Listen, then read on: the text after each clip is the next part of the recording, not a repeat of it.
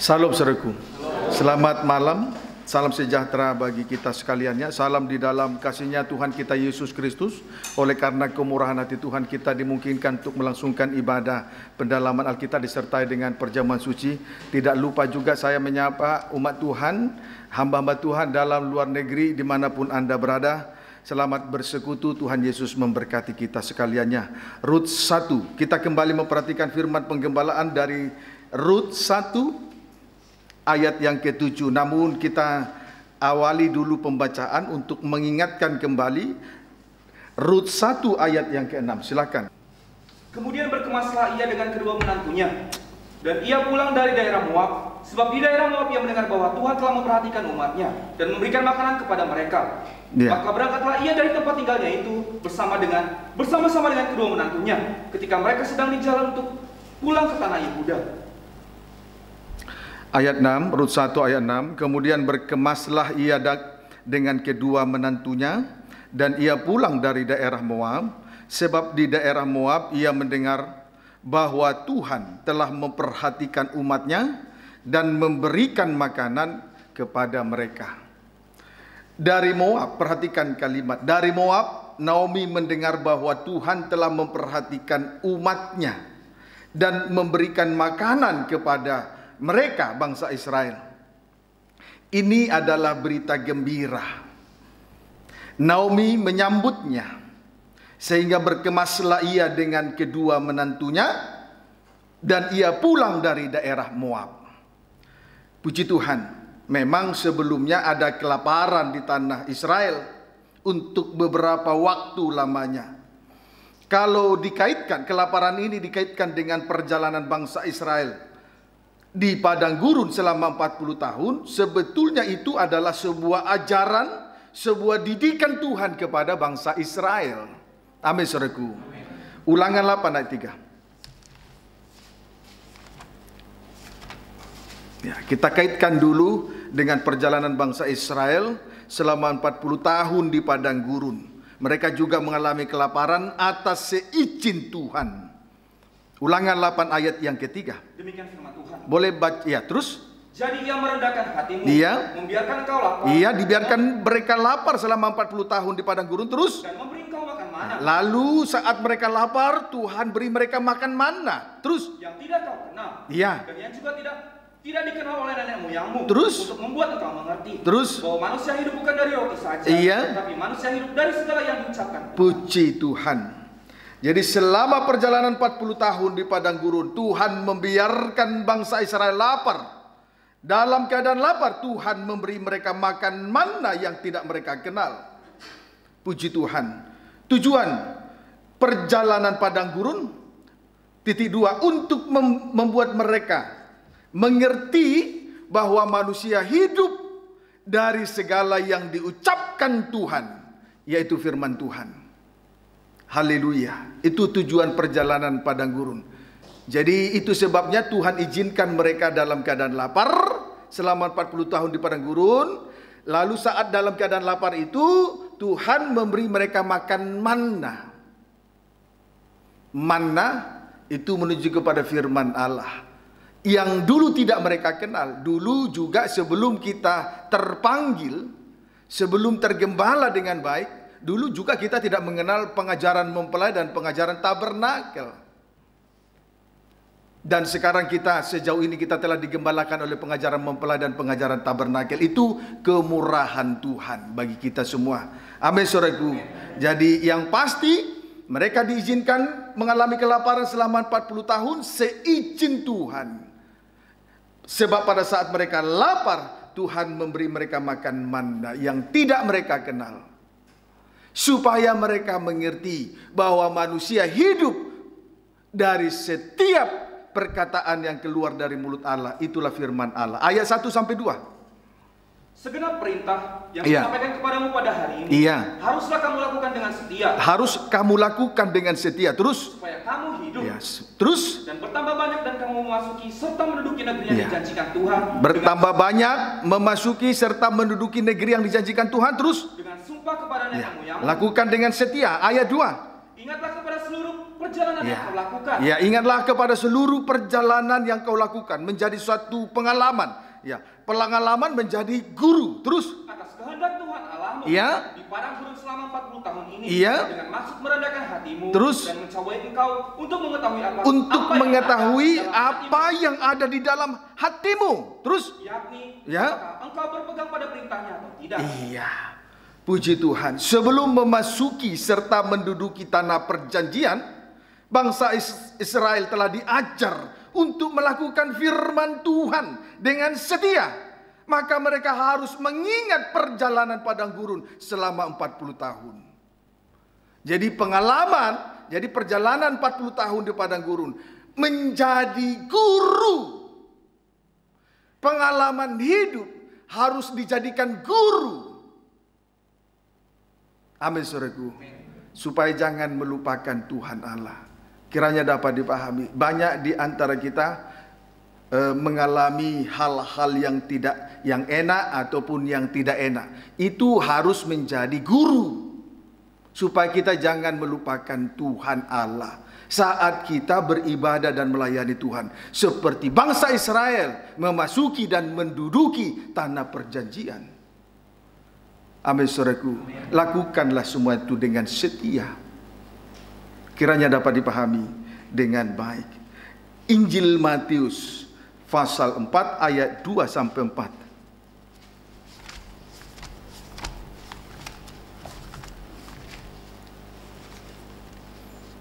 Silakan.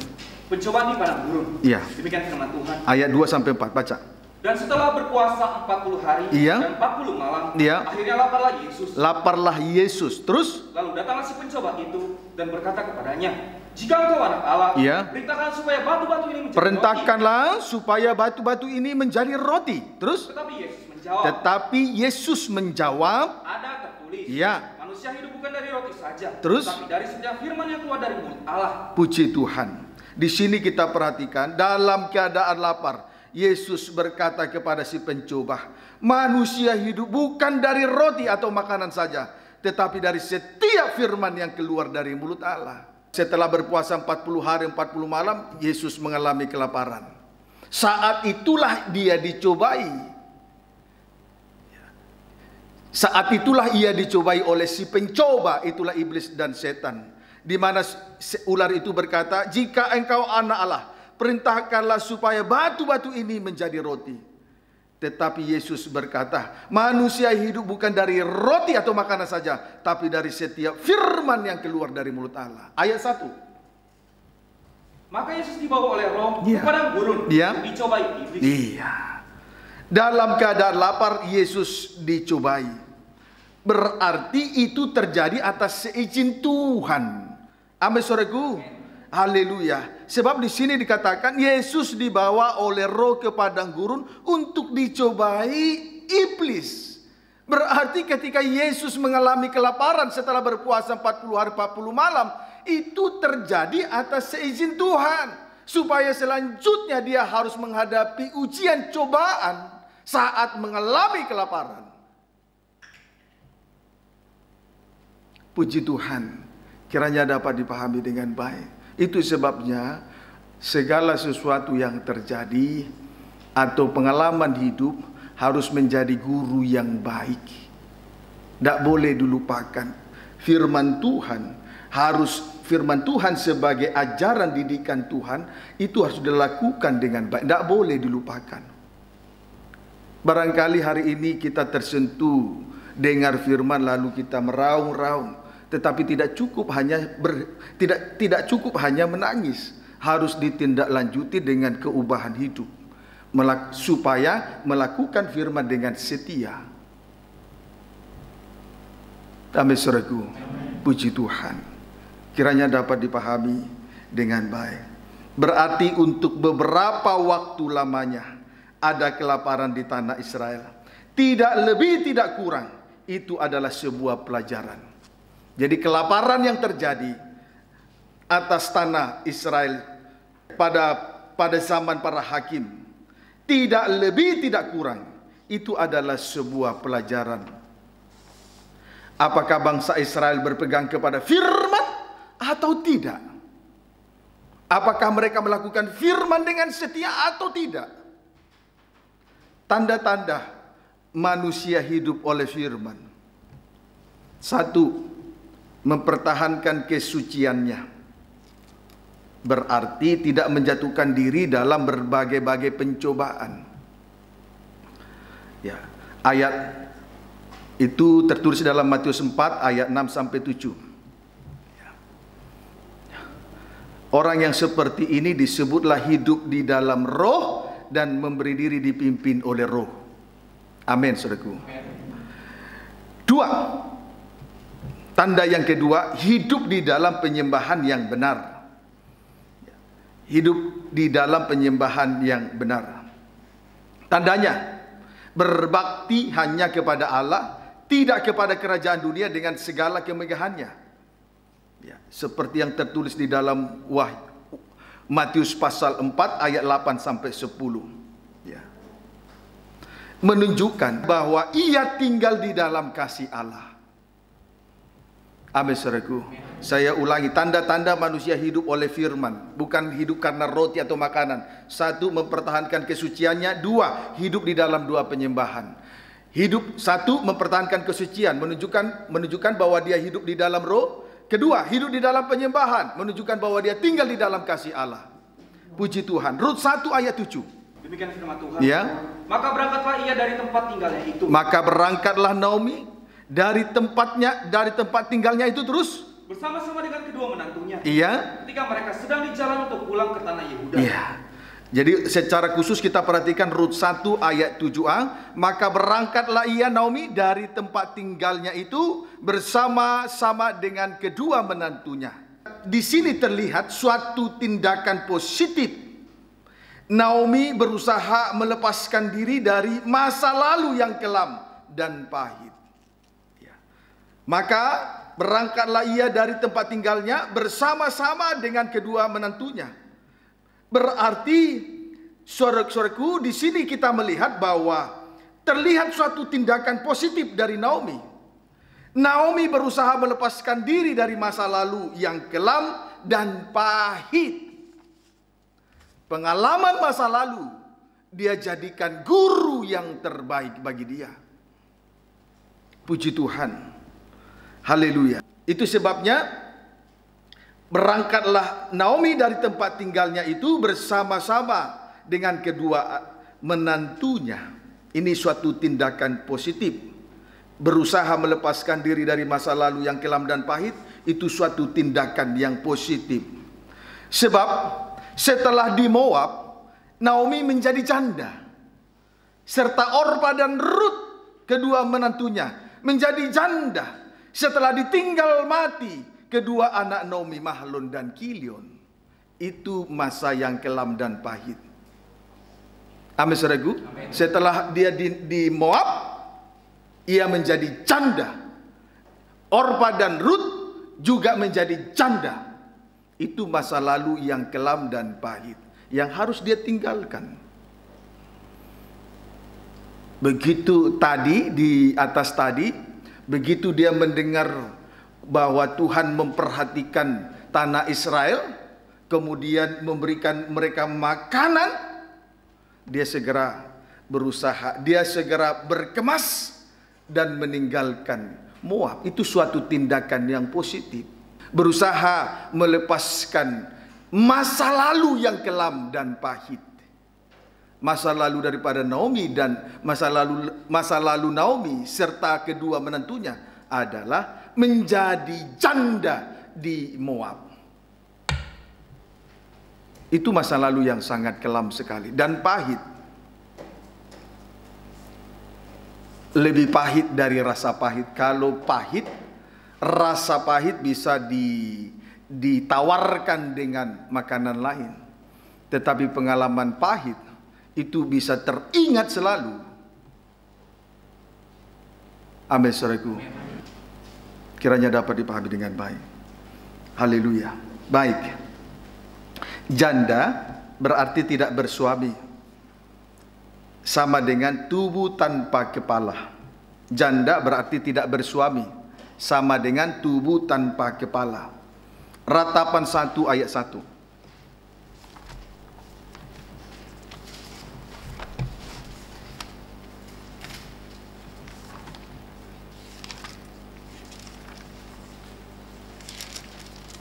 Ratapan 1 ayat 1. Baca. Keruntuhan dan kesunyian Yerusalem. Iya. Demikian firman Tuhan. Iya.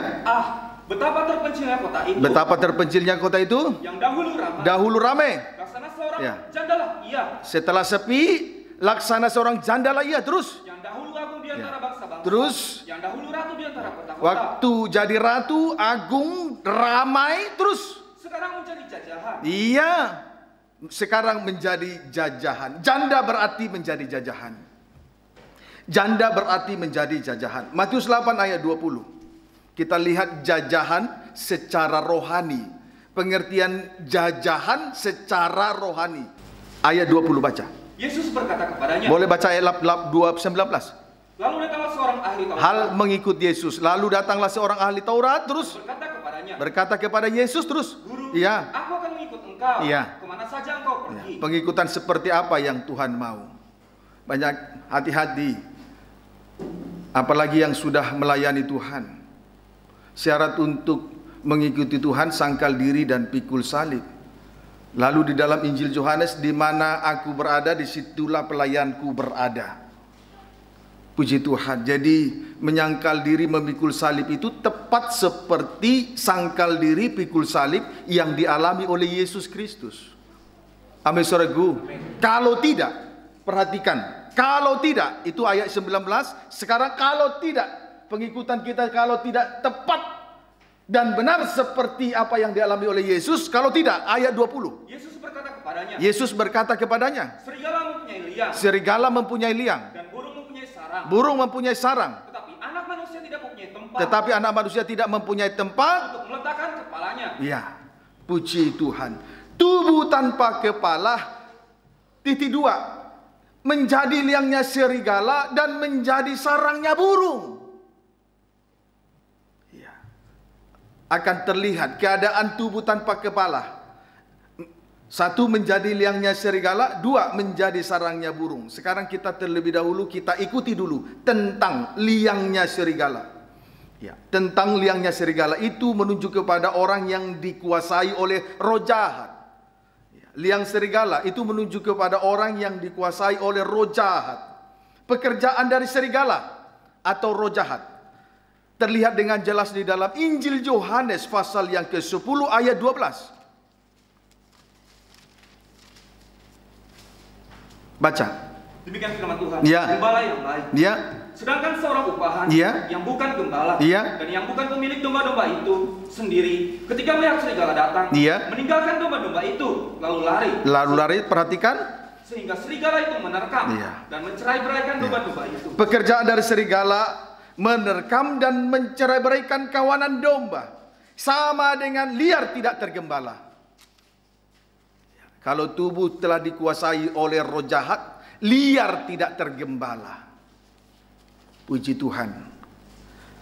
Liar tidak tergembala. Kita lebih rinci melihat keadaan liar tidak tergembala dalam Ayub 39. Ayat 8 sampai 11.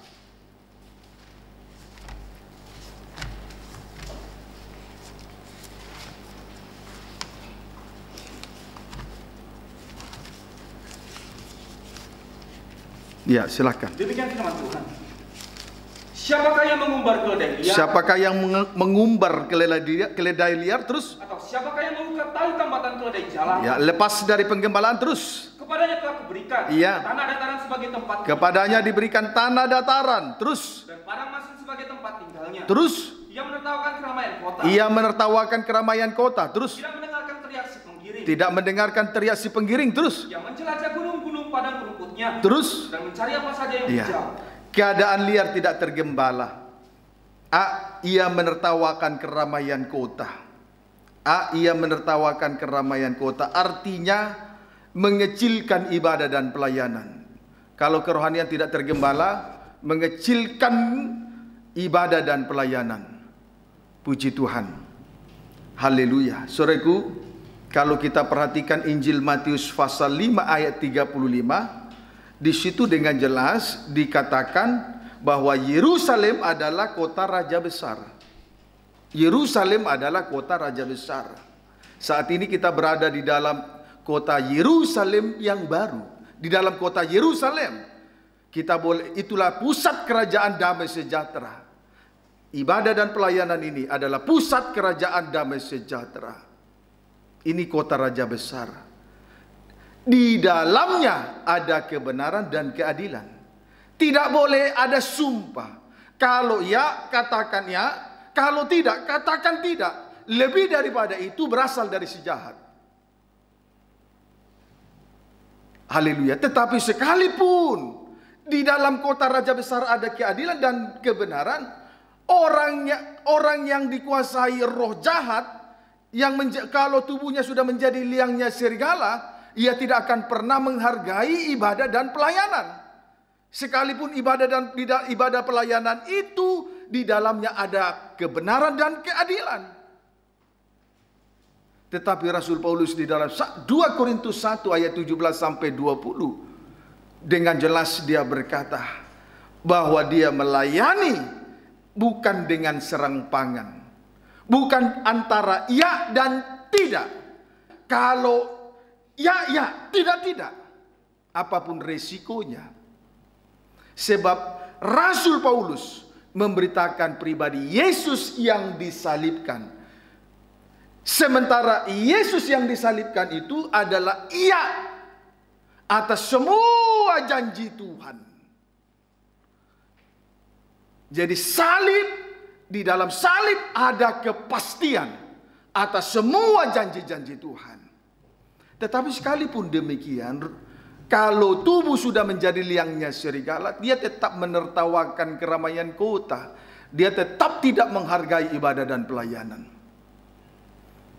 Persis seperti orang Yunani.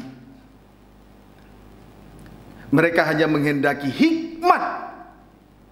Kalau hanya mengerti firman, hanya memperoleh hikmat, mengerti firman, tapi tidak mau sangkal diri pikul salib, saudaraku, bagi dia ibadah pelayanan yang disertai dengan sangkal diri pikul salib itu suatu kebodohan. Menganggap bodoh ibadah dan pelayanan sama dengan menertawakan keramaian kota. Amin, saudaraku. Puji Tuhan. B. Tidak mendengar teriak si penggiring. B. Tidak mendengar teriak si penggiring. Artinya tidak mendengar suara gembala. Sama dengan tidak dengar-dengaran. Sama dengan tidak mengikuti geraknya firman penggembalaan dalam satu penggembalaan. Berarti mengambil jalannya masing-masing. Saya seringkali memberi nasihat, kalau ada suatu nasihat atau teguran, tidak perlu diulang-ulang, cukup satu kali teguran, titik. Kalau kita dengar suatu perintah, cukup satu kali, tidak usah diulang-ulang diperintah. Kalau diulang-ulang, berarti sama dengan tidak dengar-dengaran. Saya sungguh sangat disesalkan sekali kalau sidang jemaat tidak dengar-dengaran, apalagi kalau sudah melayani Tuhan.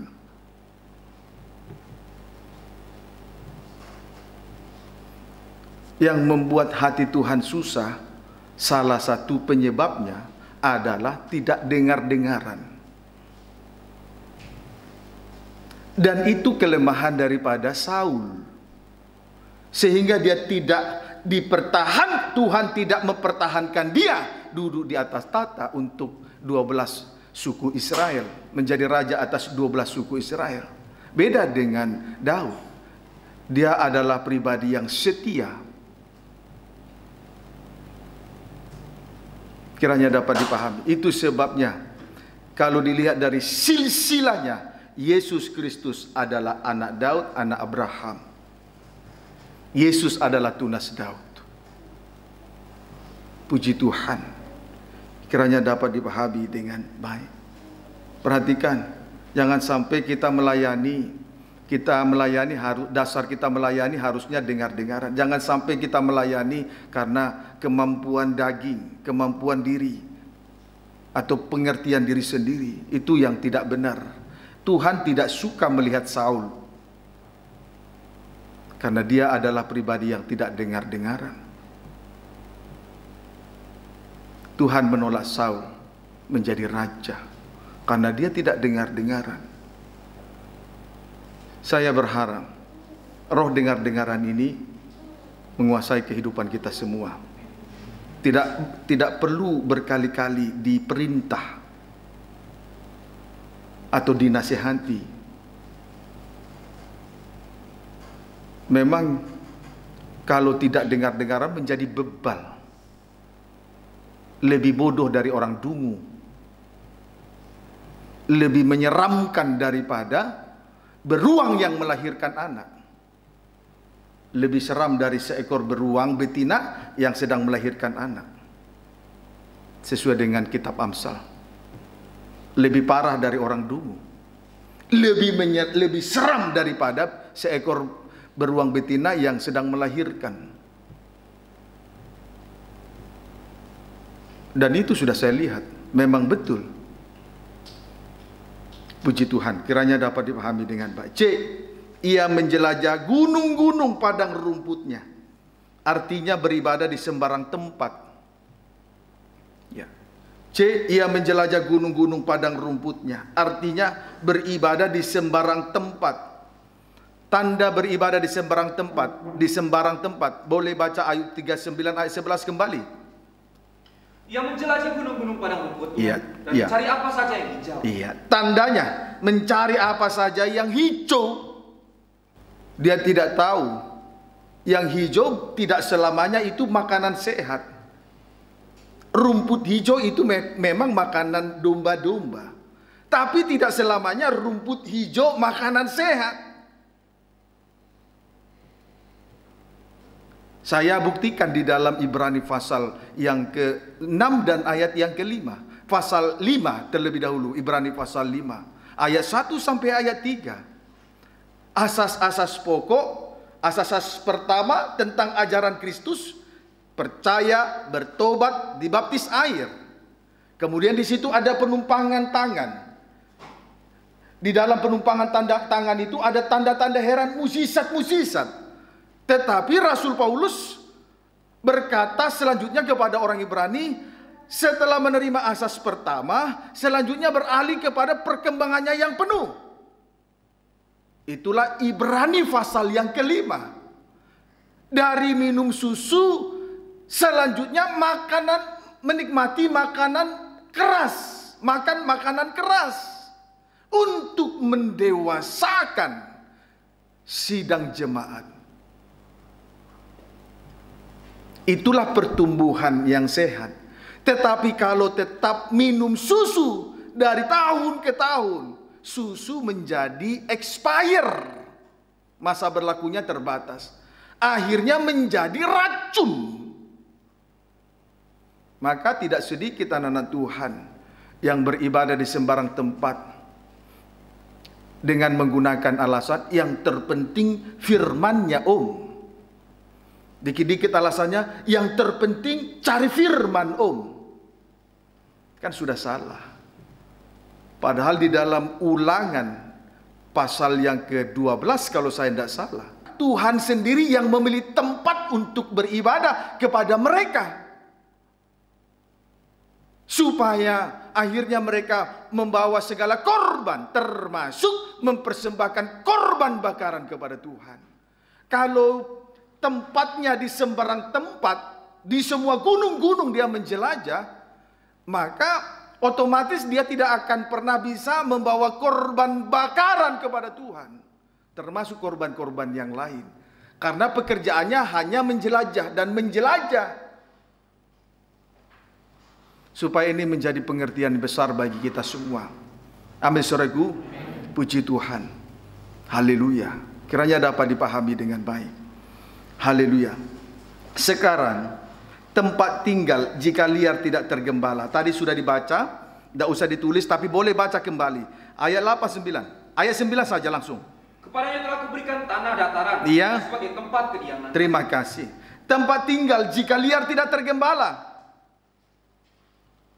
adalah tanah dataran. tempat tinggal jika dia tidak tergembala. Tuhan memberikan kepadanya tanah dataran. Tanah dataran itu menuju kepada orang-orang yang hatinya jauh dari Tuhan, yaitu orang-orang yang tidak mengandalkan orang-orang yang mengandalkan kekuatannya, mengandalkan manusia dan kekuatannya. Ulangan 11 ayat 10 sampai 11. Ketaatan mendatangkan berkat, ketaatan mendatangkan kutuk. Terus firman Tuhan. Sebab negeri kemana engkau masuk untuk mendudukinya, kemana engkau masuk untuk mendudukinya, terus bukanlah negeri seperti tanah Mesir. Bukan seperti Mesir. Terus dari mana kamu keluar? Dikeluarkan oleh darah anak domba Paskah. Terus yang setelah ditabur dengan benih, telah ditabur benih, kemudian selanjutnya diairi dengan jerih payah, mengandalkan kekuatan. Terus seakan-akan kebun sayur. Seakan-akan kebun sayur. Ibadah ini bukan kebun sayur ya, ini kebun anggur. Amin, saudaraku. Tempat kita beribadah disebut kebun anggur, bukan kebun sayur. Terus tetapi negeri kemana kamu pergi untuk mendudukinya, itulah tanah Kanaan, tanah yang dijanjikan kepada bangsa Israel. Terus negeri itu bergunung-gunung, negeri itu juga berlembah-lembah. Terus yang mendapat air sebanyak hujan yang turun dari langit. Puji Tuhan. Saudaraku, tanah Kanaan adalah tanah yang bergunung-gunung dan berlembah-lembah, yang mendapat air sebanyak hujan yang turun dari langit. Sama dengan hidup di dalam kemurahan, itu tanah Kanaan. Jadi kalau kita berada di kebun anggur Allah, hidup di dalam kemurahan. Kemurahan itu sumbernya dari bergunung-gunung dan berlembah-lembah. Itu menunjuk kepada pengalaman kematian dan kebangkitan Yesus Kristus sebagai kemurahannya bagi kita semua. Seperti tanah Kanaan, bergunung-gunung berlembah, yang mendapat air sebanyak hujan yang turun dari langit. Tidak mungkin mengairi gunung-gunung dengan mengambil air turun ke bawah lagi. Jadi kalau tinggal di atas gunung dan berlembah, maka mendapat air sebanyak hujan yang turun dari langit. Limpah kemurahan Tuhan. Itu kalau daerah itu bergunung dan berlembah. Tapi saudaraku, berbeda dengan tanah Mesir, adalah tanah dataran. Setelah ditabur dengan benih, selanjutnya harus diairi atau disirami dengan jerih payah. Pendeknya, orang harus mengandalkan kekuatannya. Berarti jauh dari kemurahan Tuhan. Orang yang mengandalkan manusia dan kekuatannya jauh dari kemurahan Tuhan. Amin, saudaraku. Puji Tuhan. Kiranya dapat dipahami. Itu tanah dataran. Itulah tempat yang diberikan kepada orang yang liar tidak tergembala. Tempatnya tanah dataran. Jauh dari kemurahan. Orang yang mengandalkan manusia dan kekuatannya, hatinya pasti jauh dari Tuhan. Beda dengan bangsa Israel. Setelah memasuki dan menduduki tanah Kanaan, mereka mendapat mendapat air sebanyak hujan turun dari langit. Berarti limpah kemurahan. Hidup di dalam kemurahan saja. Puji Tuhan. Kiranya dapat dipahami dengan baik. Yeremia pasal 17.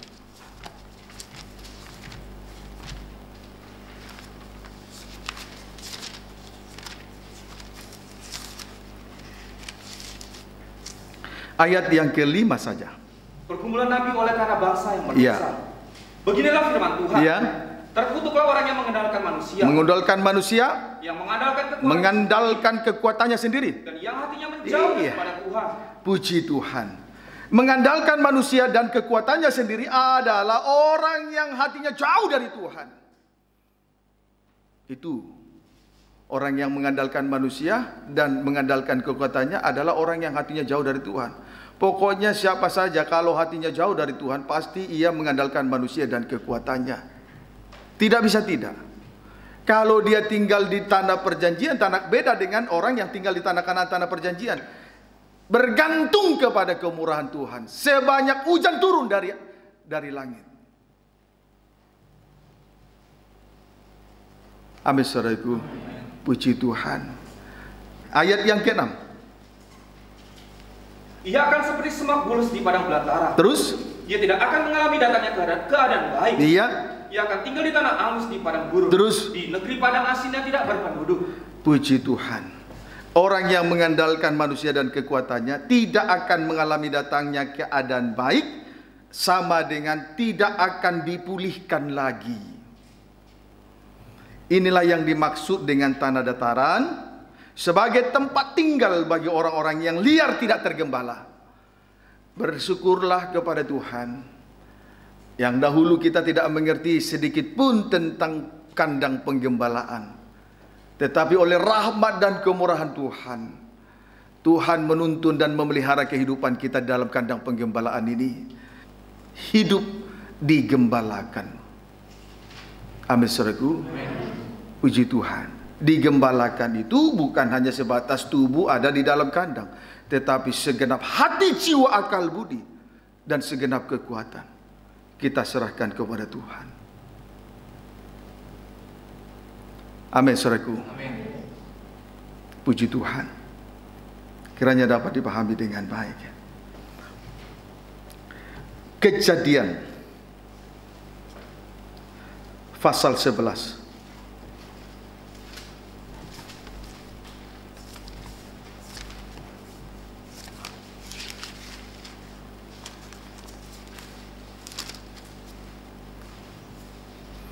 Ayat 1 sampai dengan ayat yang ke-6. Menara Babel, demikian firman Tuhan.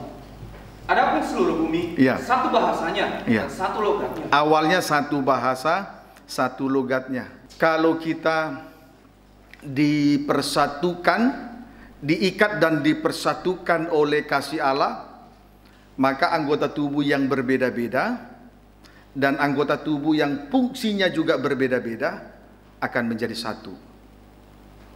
Selain itu, di dalamnya ada pengampunan, menutupi banyak sekali dosa. Sebab itulah kegunaan kasih. Amin, saudaraku. Dan itu bisa dilihat dan dirasakan. Baik perkataannya, baik logatnya, baik bahasanya satu.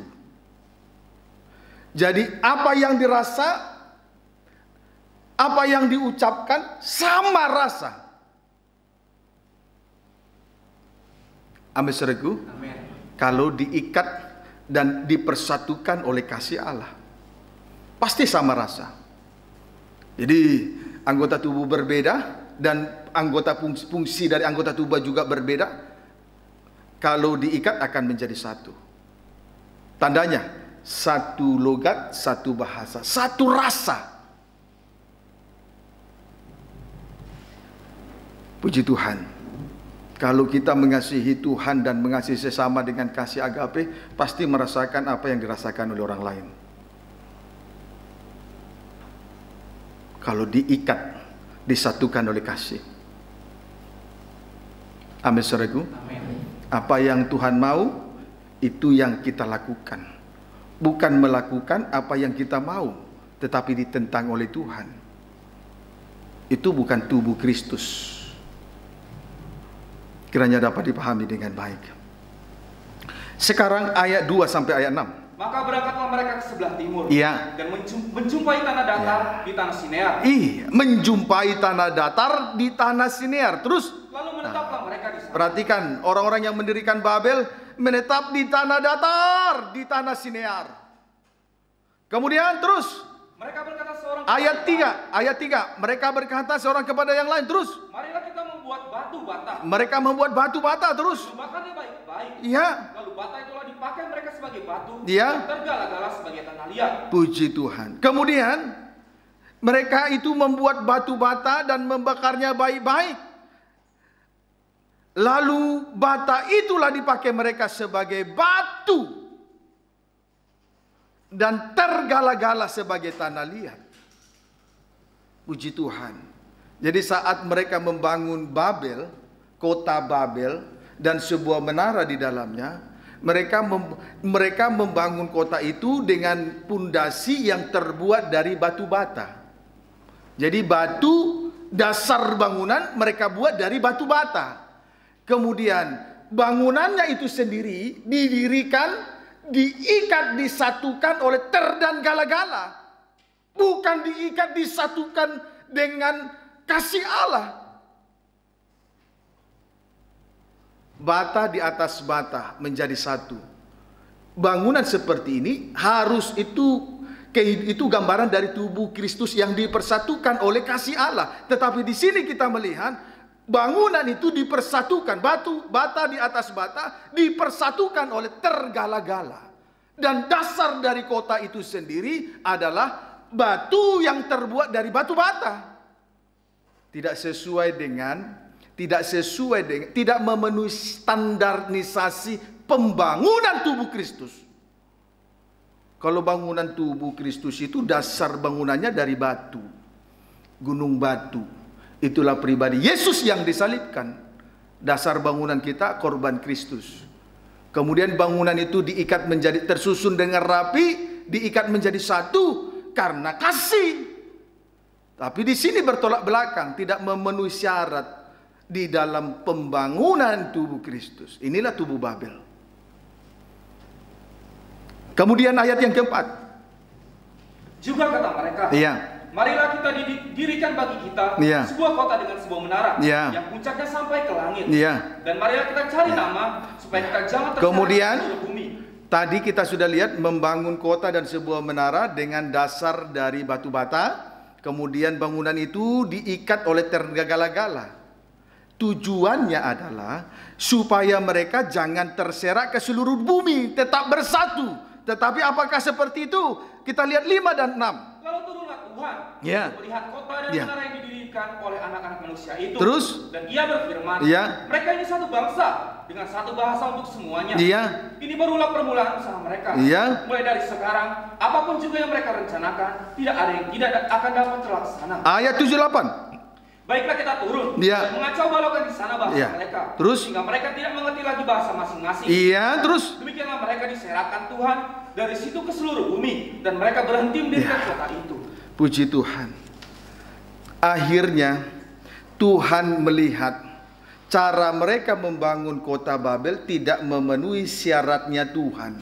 Akhirnya Tuhan turun mengacaukan mereka. Tuhan turun mengacaukan bahasa mereka. Sehingga satu dengan yang lain tidak bisa lagi komunikasi dengan baik. Akhirnya mereka berserak.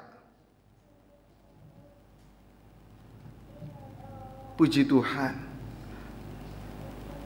Perhatikan dasar kita membangun. Dasar pembangunan hidup rohani kita. Perhatikan dasar kita melayani Tuhan. Perhatikan dasar kita mengikuti Tuhan, mengiringi Tuhan. Kalau tidak memenuhi syaratnya Tuhan, justru berserak. Bahasa satu dengan yang lain tidak lagi saling mengerti, tidak lagi saling memahami satu dengan yang lain, tidak lagi saling merasakan satu dengan yang lain. Miskomunikasi. Akhirnya anggota tubuh yang awalnya satu justru terpisah-pisah. Puji Tuhan. Tapi perhatikan dasarnya. Perhatikan dasar bangunan rohani itu. Kalau tidak memenuhi syarat, nanti kacau balau. Tidak lagi saling memahami satu dengan lain. Tidak lagi saling memahami, melainkan saling menyakiti satu dengan yang lain. Karena sudah miskomunikasi. Kenapa bisa seperti itu? Karena tempat mereka adalah tanah dataran di Sinear. Disitulah mereka membangun kota dan sebuah menara Babel. Amin, saudaraku. Puji Tuhan. Kiranya dapat dipahami dengan baik. Tanah dataran tadi di atas tadi saya sudah sampaikan, itu adalah tempat tinggal bagi mereka yang liar, tidak tergembala. Ya, amin saudaraku. Puji Tuhan. Ayo, bahasa tubuh, bahasa mulut, semuanya untuk Tuhan Yesus. Tidak untuk siapa-siapa. Supaya jangan miskomunikasi, jangan ada yang tersakiti dan disakiti. Amin saudaraku. Ingat firman, pengalaman masa lalu jadikan guru yang terbaik. Jangan lupa, jangan segera lupa. Puji Tuhan. Ya. Amin saudaraku. Itu tentang liangnya serigala. Sekarang tentang sarangnya burung. Tentang sarangnya burung. Itu menuju kepada dosa kenajisan. Sarangnya burung itu menuju kepada dosa kenajisan. Hidup dikuasai oleh roh najis. Sama dengan hidup dikuasai oleh roh najis. Wahyu 18 ayat 2.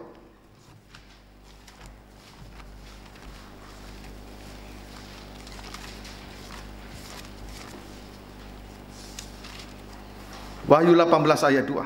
Baca. Jatuhnya Babel. Iya. Demikian firman Tuhan. Boleh baca ayat 1.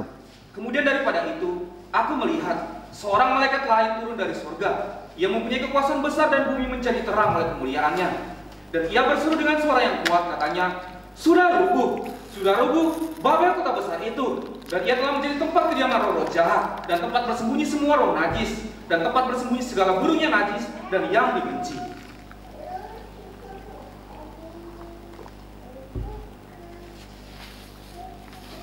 Puji Tuhan.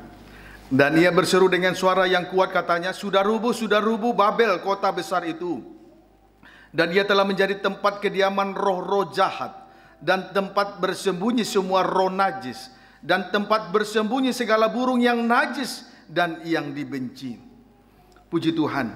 Babel adalah tempatnya roh-roh najis bersembunyi. Dan dosa yang paling dibenci oleh Tuhan adalah dosa kenajisan. Apa yang dibenci oleh Tuhan jangan disukai, supaya jangan turut dibenci oleh Tuhan. Amin saudaraku. Puji Tuhan. Babel itu tempat roh najis bersembunyi.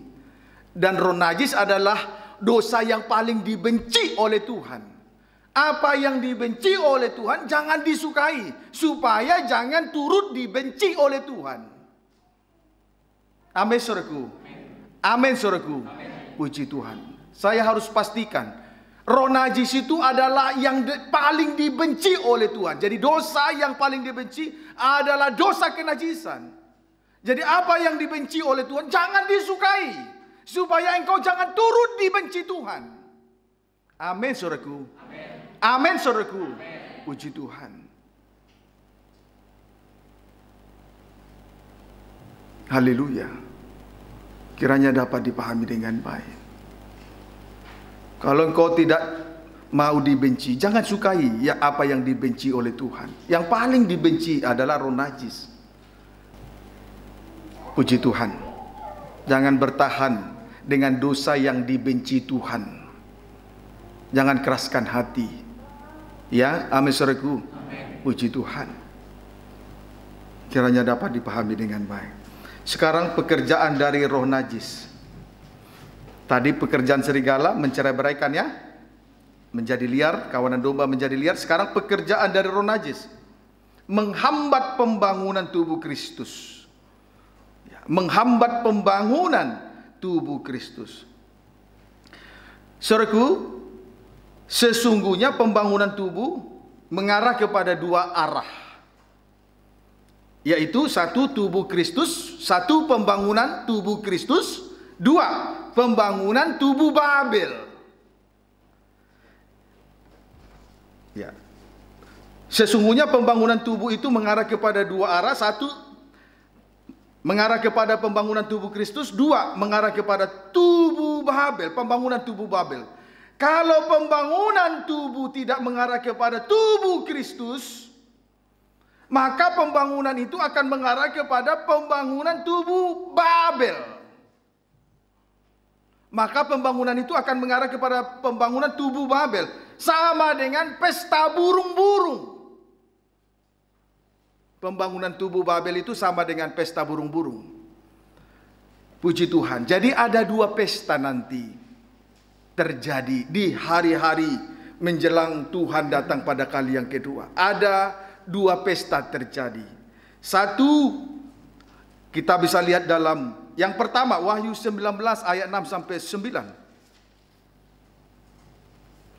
Wahyu 19 ayat 6 sampai ayat yang ke-9, baca. Perjamuan kawin anak domba. Iya, pesta nikah anak domba. Terus? Lalu aku mendengar seperti suara himpunan besar orang banyak. Iya. Seperti desau air bah. Seperti desau air bah. Dan seperti deru guru yang hebat. Iya. Katanya, Iya. haleluya. Haleluya. Karena Tuhan Allah kita Iya. yang maha kuasa telah menjadi raja. Telah menjadi raja. Terus? Marilah kita bersukacita Iya. dan bersorak-sorak Iya. dan memuliakan Dia. Iya. Karena hari perkawinan anak domba telah tiba. Iya. Dan pengantinnya telah siap sedia. Mempelai perempuan telah siap sedia. Ayat 8. Dan kepadanya dikaruniakan supaya memakai kain lenan halus. Kepada pengantin perempuan diberikan pakaian lenan halus. Terus? Yang berkilau-kilauan. Iya. Dan yang putih bersih. Terus? Lenan halus itu adalah perbuatan-perbuatan yang benar. Lenan halus orang-orang kudus. itu adalah perbuatan. Pakaian putih itu perbuatan. Jadi perkataan, gerak-gerik atau perbuatan itulah pakaian seseorang. Ya, amin saudaraku. Terus ayat 9. Kalau ia berkata kepadaku, Iya. Tuliskanlah. Berbahagialah Berbahagialah mereka yang diundang ke mereka yang diundang ke perjamuan kawin anak domba. Terus? Katanya lagi kepadaku. Iya. Perkataan ini adalah benar. Iya. Terus? Perkataan dari Allah. Iya. Maka tersyukurlah aku di depan kakinya. Puji untuk Tuhan. Jadi suatu kali nanti kumpulan besar orang banyak, saudaraku, di sini kumpulan besar orang banyak, seperti desau air bah, dan seperti deru guru yang hebat, akan memasuki suatu pesta nikah, akan memasuki pesta nikah anak domba, dan mereka itulah yang menjadi mempelai wanitanya Tuhan. Inilah yang disebut pembangunan tubuh Kristus yang sempurna. Jadi pembangunan tubuh Kristus yang sempurna itulah mempelai wanita Tuhan. Amin saudaraku. Inilah pesta nikah anak domba atau pesta nikah. Jadi yang memasuki pesta nikah anak domba itu sama dengan, disebut juga dengan pembangunan tubuh Kristus yang sempurna. Itu menunjuk kepada mempelai wanita Tuhan. Jadi yang masuk dalam pesta nikah adalah mempelainya Tuhan. Mereka itu memakai lenan halus, putih bersih berkilau-kilauan, tanpa noda, tanpa cacat, celah atau kerut atau yang serupa itu. Kudus tidak bercelah. Itulah perbuatan-perbuatan benar dari orang-orang kudus. Jadi pesta nikah anak domba, pembangunan tubuh Kristus, masuk dalam pembangunan tubuh Kristus yang sempurna. Itulah pesta nikah anak domba.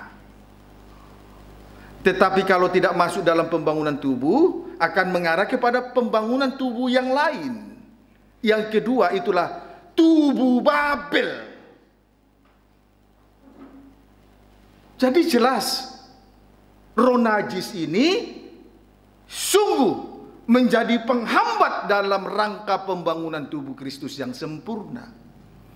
Itu sebabnya dosa kenajisan adalah dosa yang paling dibenci oleh Tuhan. Itu sebetulnya harus kita pahami.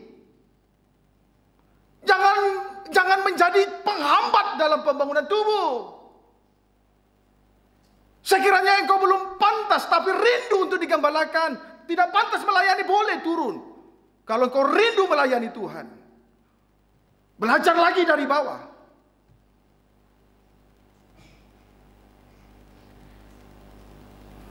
Rencana Tuhan di dalam kehidupan kita adalah pembangunan tubuh Kristus yang sempurna. Itu sasaran akhir dari ibadah pelayanan di atas muka bumi ini. Bukan soal mukjizat berkat-berkat lahiriah. Tapi sasaran akhir dari ibadah pelayanan di atas muka bumi ini adalah pembangunan tubuh Kristus yang sempurna. Sebab Tuhan rindu untuk menjadikan kita mempelai wanitanya. Masuk dalam pesta nikah anak domba. Bukan pesta burung-burung. Bukan tubuh Babel.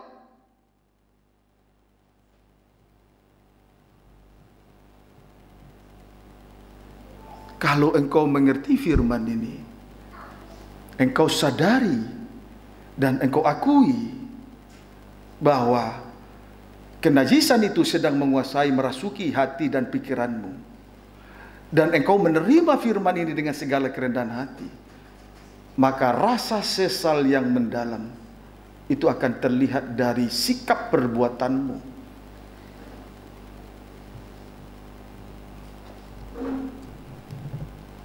tidak akan pernah mengklarifikasi. Orang salah, orang najis suka mengklarifikasi. Dia tidak menerima ketika dia dikoreksi, diklarifikasi, dibenarkan dirinya. Oh tidak begini, begitu, begini, begitu. Itu orang najis. Sampai akhirnya jengkel sendiri.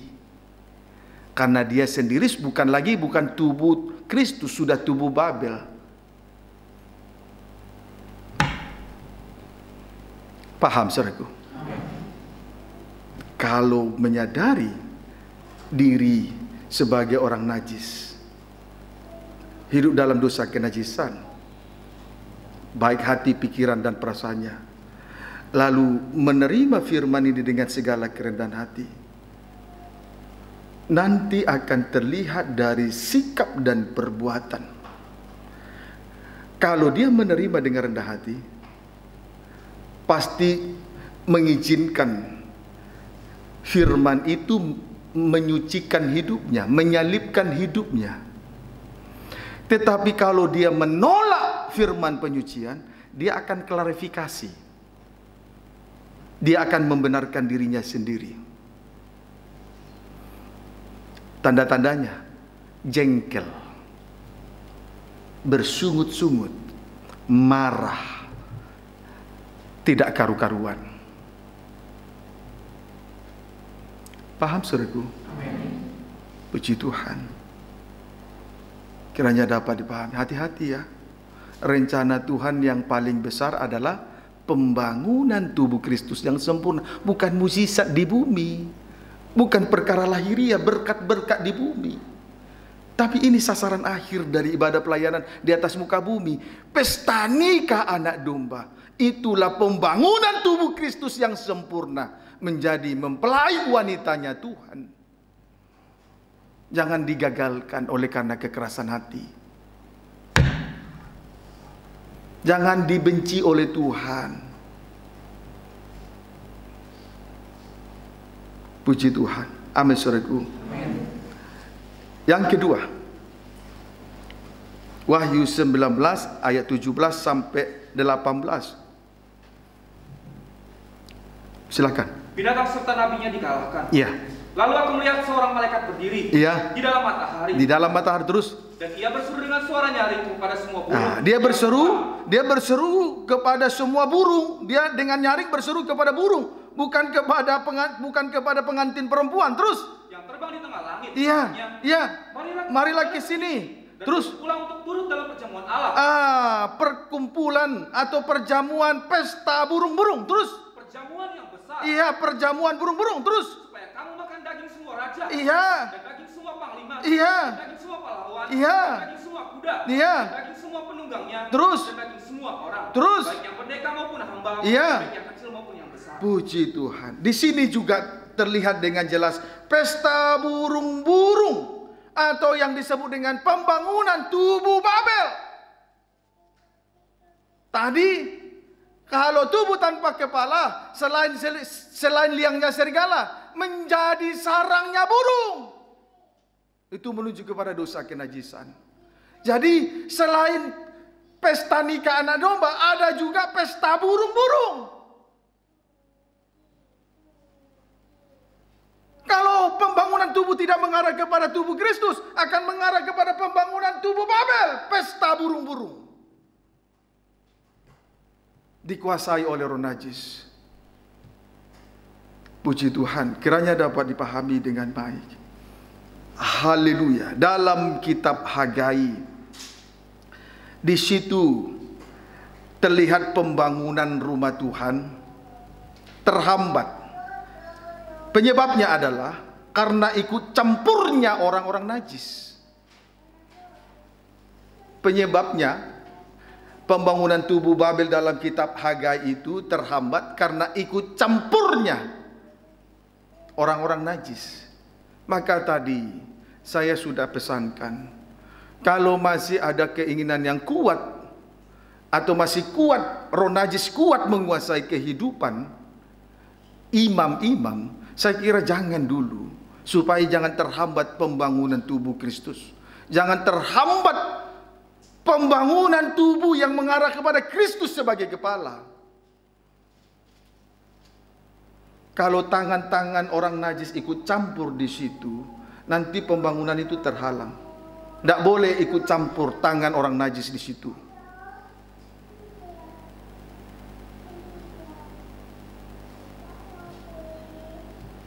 Kalau tangan ini masih mengurusi orang mati, itu juga termasuk orang najis. Amin, saudaraku. Puji Tuhan. Kalau masih mengurusi dunia orang mati, itu juga disebut orang najis. Sebab itu, biarlah orang mati mengubur orang mati. Sebaliknya, yang melayani gunakan dua tangan melayani Tuhan. Itu syarat mengikuti Tuhan. Sangkal diri, pikul salib.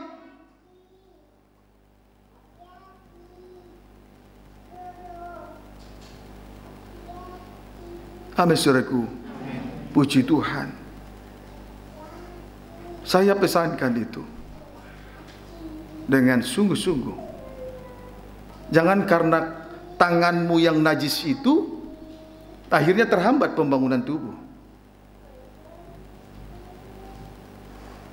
Pikiran yang najis terhambat pembangunan tubuh. Paham, saudaraku? Kiranya dapat dipahami dengan baik. Perhatikan lagi Wahyu 19 ayat 17. Lalu aku melihat seorang malaikat berdiri di dalam matahari, dan ia berseru dengan suara nyaring kepada semua burung yang terbang di tengah langit, katanya, marilah ke sini dan berkumpullah untuk turut dalam perjamuan Allah, perjamuan yang besar. Terus, supaya kamu makan daging semua raja, dan daging semua panglima, dan daging semua pahlawan, dan daging semua kuda, dan daging semua penunggangnya, dan daging semua orang, baik yang merdeka maupun hamba, baik yang kecil maupun yang besar. Di sini kita melihat burung-burung makan daging. Artinya tubuh telah ditunggangi oleh roh najis. Kemudian roh najis ini menunggangi bukan hanya sekelompok orang, tetapi semuanya tanpa terkecuali. Baik tubuh pahlawan, baik daging daripada panglima, pahlawan, baik daging kuda, baik semua daging penunggangnya, baik daging semua orang tanpa terkecuali, hamba maupun merdeka, laki-laki perempuan, tua muda. Jadi orang yang dikuasai, ditunggangi oleh roh najis bukan hanya orang yang memiliki rupa, yang cakap, menawan, tapi yang tidak memiliki rupa sekalipun ditunggangi oleh roh najis. Bukan hanya orang kaya, orang miskin sekalipun, bukan hanya di kota, di desa juga. Roh najis tidak memandang bulu, tidak memandang rupa, tidak memandang orang kaya, orang miskin. Di sini burung-burung memakani daging mereka semua. Puji Tuhan. Berarti tubuh sudah menjadi sarangnya burung, dikuasai oleh roh najis. Hati-hati, kalau pembangunan tidak mengarah kepada tubuh Kristus, nanti pembangunan mengarah kepada tubuh Babel.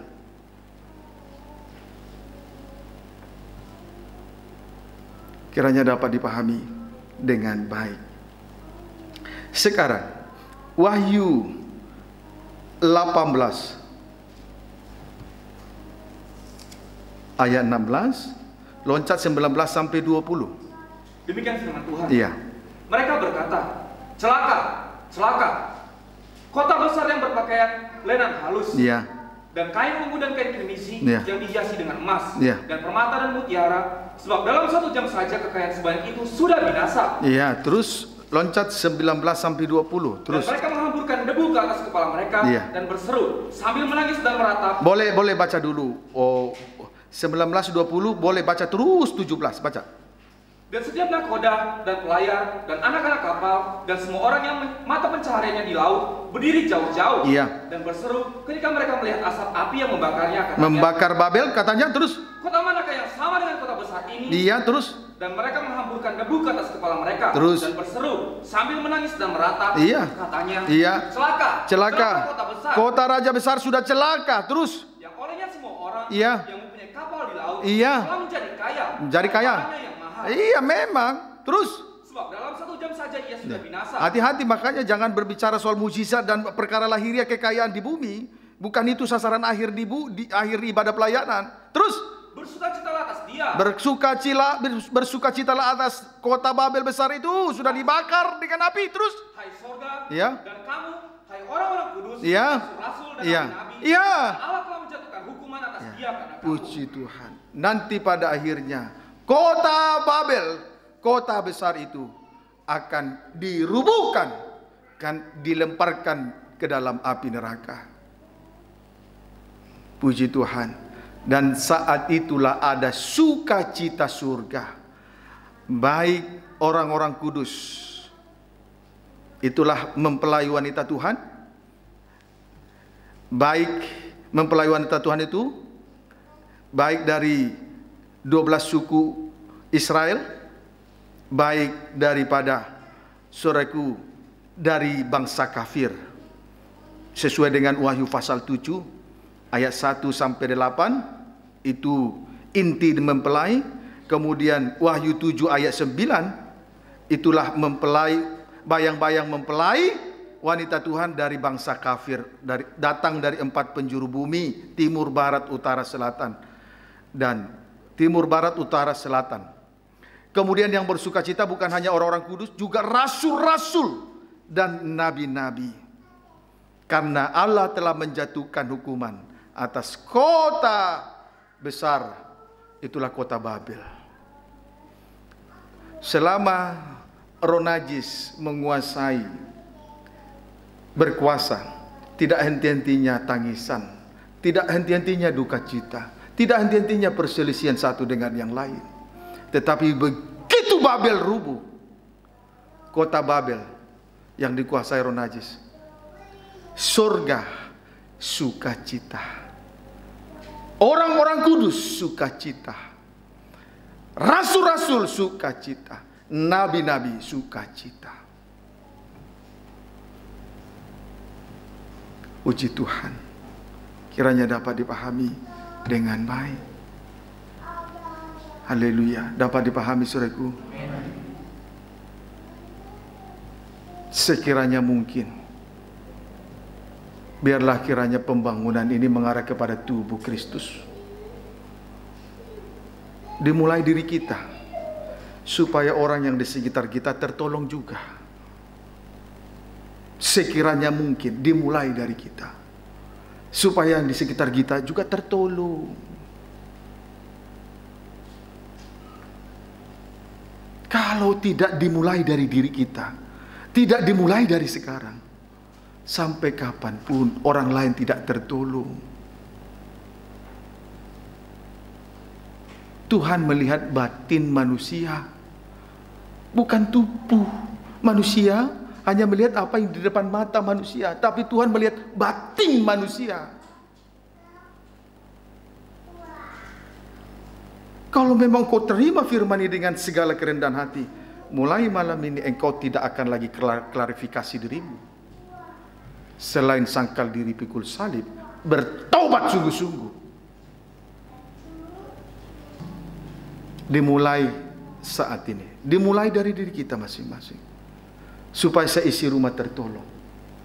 Rumah kita adalah GPT Betania Serang dan Cilegon,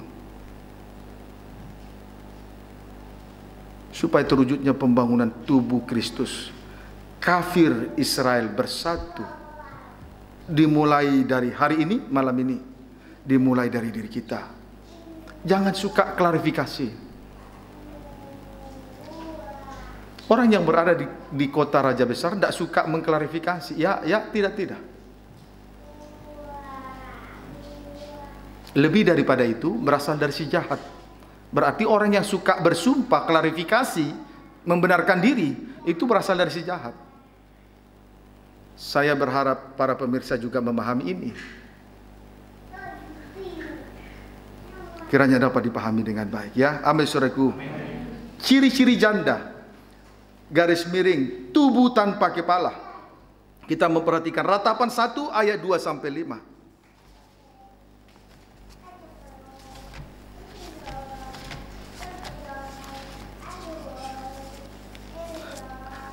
Ratapan 1 ayat 2 sampai 5. Demikian firman Tuhan. Iya. Pada malam hari terseduh-seduh ia menangis. Iya. Air matanya bercucuran di pipi. Iya. Dari semua kekasihnya. Iya. Tak ada seorang pun yang menghibur dia. Iya. Semua temannya mengkhianatinya. Terus? Mereka menjadi seterunya. Iya. Yehuda telah ditinggalkan. Yehuda telah ditinggalkan penduduknya. Terus? Karena sengsara. Iya. Dan karena perbudakan yang berat. Iya. Ia tinggal di tengah-tengah bangsa-bangsa. Iya. Namun tidak mendapat ketentraman. Terus? Siapa saja yang menyerang dapat memasukinya. Terus? Pada saat ia terdesak. Iya.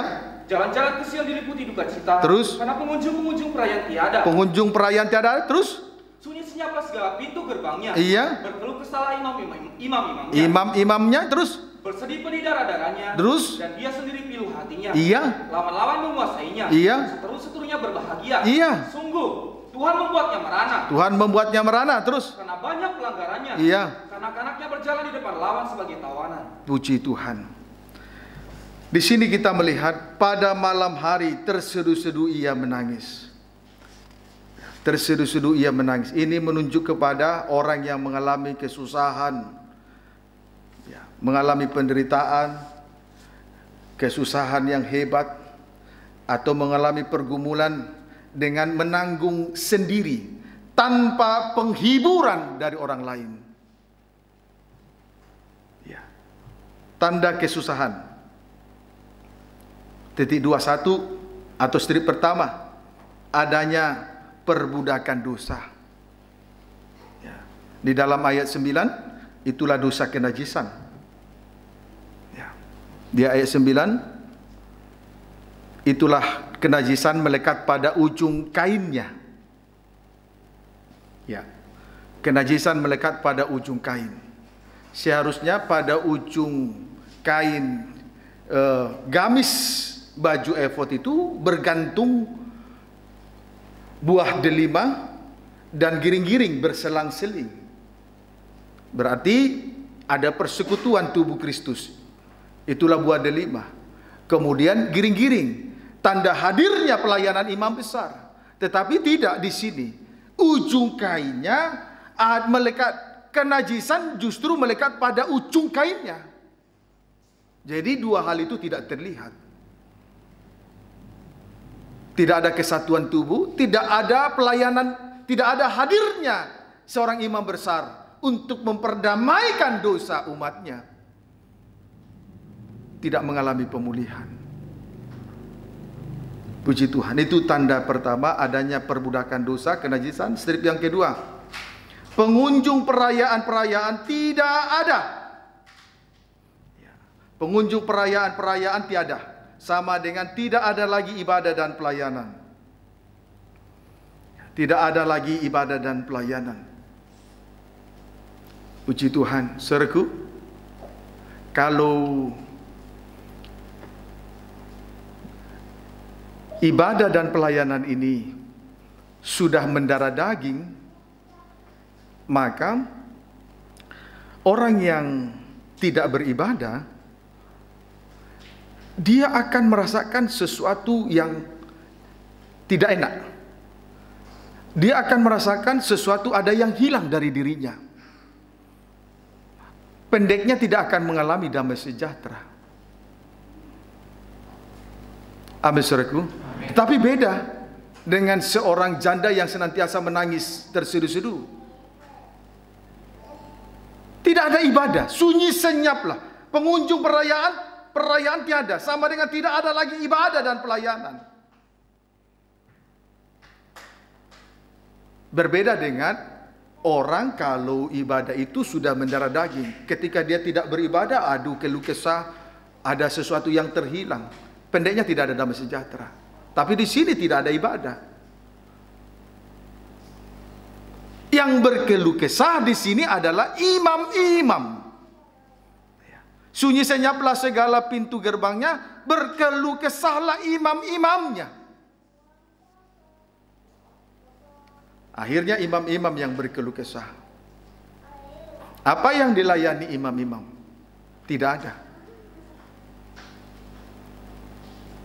Apa yang mau diperbuat seorang imam? Tidak ada. Imam besar agung, sekali setahun dia akan membawa darah. Darah lembu jantan dan darah domba jantan. Kemudian sampai ke dalam ruangan maha suci sekali setahun, sesuai dengan perintah Tuhan. Lalu di situ mengadakan pendamaian dosa dengan 7 kali percikan di atas tutup pendamaian dan 7 kali percikan di depan tabut perjanjian untuk mengadakan penyucian yang sempurna. Sementara imam-imam, tadi imam besar sekali setahun membawa darah lembu jantan dan domba jantan ke ruangan maha suci untuk mengadakan 7 kali percikan di atas tutup pendamaian dan 7 kali percikan di depan tabut perjanjian. Kemudian imam-imam dia bertugas ke dalam ruangan suci untuk memperhatikan 3 alat yang ada di dalamnya. Itulah meja roti sajian, dan selalu menyajikan roti tanpa ragi di atas meja setiap hari Sabat. Kemudian lampu dipadamkan dan dihidupkan pagi dan sore senja. Kemudian juga membakar ukupan di atas mezbah di dalam cawan emas. Itu pekerjaan imam. Tetapi di sini kita melihat janda tidak ada lagi ibadahnya, maka yang berkeluh kesah adalah orang yang melayani Tuhan. Tidak ada lagi pelayanan, tidak ada lagi pekerjaan untuk memuliakan Tuhan. Jangan sampai melayani tetapi bukan untuk memuliakan Tuhan.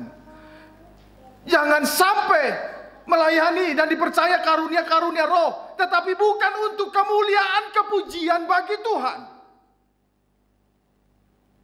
Ini sama dengan imam-imam yang berkeluh kesah. Paham saudaraku? Puji Tuhan, kiranya dapat dipahami dengan baik. Kemudian strip yang ketiga, dikuasai lawan atau lawan-lawan menguasainya. Lawan-lawan menguasainya karena pelanggarannya. Kemudian kanak-kanaknya berjalan di depan lawan sebagai tawanan. Perjalanan anak-anak Tuhan, anak-anak itu masih panjang sekali. Tetapi di sini kita melihat perjalanan anak-anak itu. Di sini kita melihat perjalanan ke anak-anaknya itu di depan lawan sebagai tawanan. Padahal perjalanan anak-anak itu masa depannya masih jauh ke depan. Tetapi anak-anaknya berjalan di depan lawan sebagai tawanan. Jangan sampai karena Yerusalem sudah menjadi janda, anak-anak lahiriah, anak-anak rohani menjadi tawanan musuh.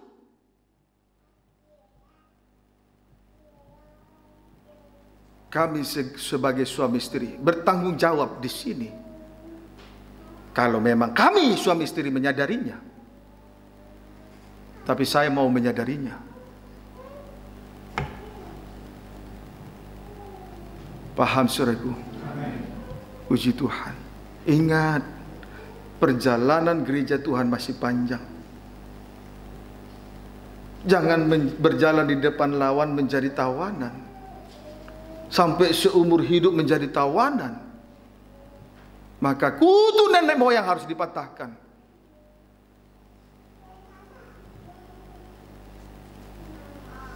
Amin saudaraku. Puji Tuhan. Kiranya dapat dipahami dengan baik. Ayat yang ke-6. Lenyaplah dari putri Sion segala kemuliaannya.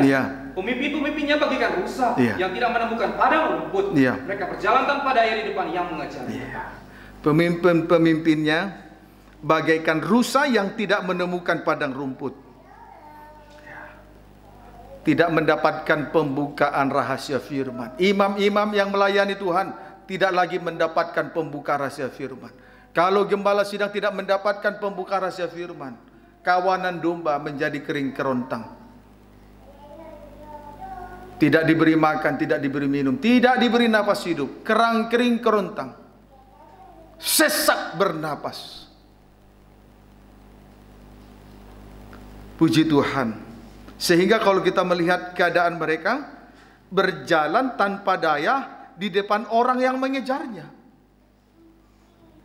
Tidak bisa melepaskan diri dari musuh. Puji Tuhan. Kiranya dapat dipahami dengan baik. Saya di hadapan Tuhan bersyukur, berterima kasih. Karena Tuhan selalu menyatakan kasih-Nya, kemurahannya lewat pembuka rahasia firman. Juga bersyukur buat doa-doa sidang jemaat. Jangan sampai kita tidak mendapatkan pembukaan rahasia firman. Kita beribadah karena kita membutuhkan pembuka rahasia firman. Amin, saudaraku.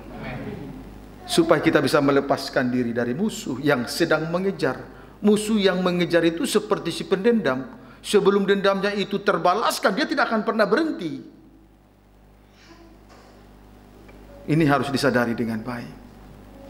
Puji Tuhan. Amin, saudaraku. Biarlah kita terus ada di dalam padang penggembalaan ini dengan menikmati rumput penggembalaan, senantiasa menikmati rumput hijau pembuka rahasia firman di tempat yang Tuhan pilih, tidak di semua gunung-gunung, tidak menjelajah gunung-gunung, supaya disitulah kita membawa korban bakaran. Puji Tuhan. Kalau menjelajah gunung-gunung, tidak ada sempat mempersembahkan korban bakaran. Tidak sempat. Paham, saudaraku? Puji Tuhan. Ratapan satu ayat yang ke-7. Terkenanglah Yerusalem. Oh. Terus? Pada hari-hari sengsara dan penderitaannya, ya, akan segala harta benda yang dimilikinya dahulu kala, ya, tatkala penduduknya jatuh ke tangan lawan, ya, dan tak ada penolong baginya, ya, para lawan memandangnya, ya, dan tertawa karena keruntuhannya. Puji Tuhan. Di sini kita perhatikan, terkenanglah Yerusalem pada hari-hari sengsara dan penderitaannya. Kalau memang kita menyadari segala kekurangan, kejahatan, kenajisan, kalau tubuh memang sudah menjadi liangnya serigala dan tubuh sudah menjadi sarangnya burung, lalu kemudian pada akhirnya mengalami penderitaan, dan oleh karena penderitaan ini akhirnya kita terkenang dan menyadari, puji Tuhan, ini yang Tuhan tunggu-tunggu, Tuhan nanti-nantikan dari kehidupan kita semua. Dengan firman yang kita terima malam ini, kemudian kita kaitkan dengan pengalaman hidup oleh karena dosa, kejahatan, kenajisan, kiranya kita terkenang. Segeralah menyadari diri, ya, amin, saudaraku. Segera menyadari diri. Malam ini kita minta ampun kepada Tuhan. Kembali kita perhatikan Rut 1 ayat 7 sebagai ayat yang terakhir. Baca, dipercepat. Maka berangkatlah ia dari tempat tinggalnya itu bersama-sama dengan kedua menantunya, ketika mereka sedang di jalan untuk pulang ke tanah Yehuda. Maka berangkatlah Naomi dari tempat tinggalnya itu bersama-sama dengan kedua menantunya. Puji Tuhan. Pendeknya, Naomi meninggalkan Moab. Naomi meninggalkan masa kelam yang pahit menjadi seorang janda, termasuk kedua menantunya, Rut dan Orpa dan Rut. Biarlah kita terkenang, biarlah kita menyadari, apalagi setelah kita sudah terima firman malam ini. Tuhan Yesus memberkati kita semua.